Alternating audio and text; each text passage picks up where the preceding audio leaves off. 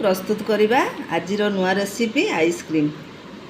मुझे ये 1 लिटर क्षीर ताको आम भलसे फुटे नवा। ये क्षीरटा फुटिया पर्यंत आम एमती घांटा। ये देखो क्षीरटा फुटीगला। आम किसी चीनी देदेबा। ये काजू को मुझे किसी खंड खंड कर नहीं ताकू भी देदेबा। चीनीटा को मेल्ट हवा पर्यंत भलसे ताकू घांटा।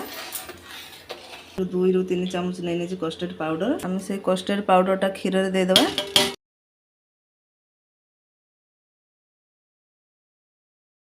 ये गैस कमे नहीं तापर आम ये जो कस्टर्ड पाउडर घोलटा आम देदेबा। कस्टर्ड पाउडर दे सारा पर आम फ्लेमटा हाई करदे।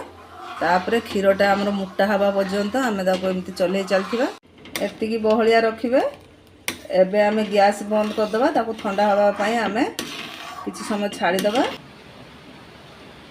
यहाँ आम पूरा गोटे पैकेट देदेबा कहीं मोर 1 लिटर क्षीर पाखर जदि मेसीन नथिबो ताले एइथिरे भी आपण करि परिबे।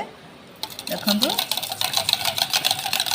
फूड कलर देदेबा के बहुत टाइम लागुची। ताको आउरी आमे ताको कम हवा पर्यंत आमे ताको एमती घुरेइबा। एठी हमर ठंडा हो गलानी। देखंतु केमती बहलिया हेची। तापर आमे सेथिरे 2-3 ड्रॉप खाली वैनिला एसेंस देदेबा। फ्लेवर भल आसीबो।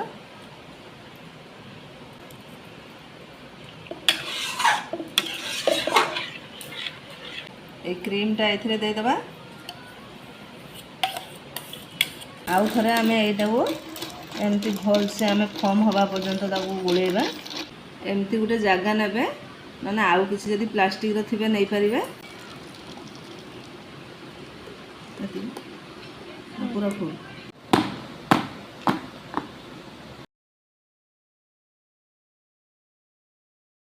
आम एबे बंद करिके ताको आम रखिदेबा फ्रिज रे। एबे आम फ्रिज रे रखिदेबा 8 ରୁ 9 घंटा पर्यंत आम सेट हवा पाई छाड़देबा। तो एबे खोलिकी देखिबा केमती जमीची।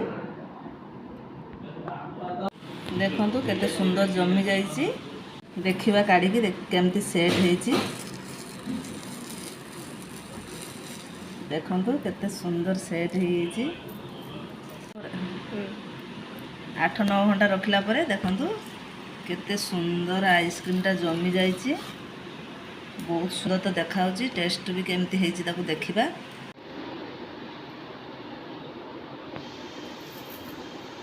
जबरदस्त हेची। आपण माने एम करिकी खाइबे। ए प्रोसेस रो तयारी करी खाइबे।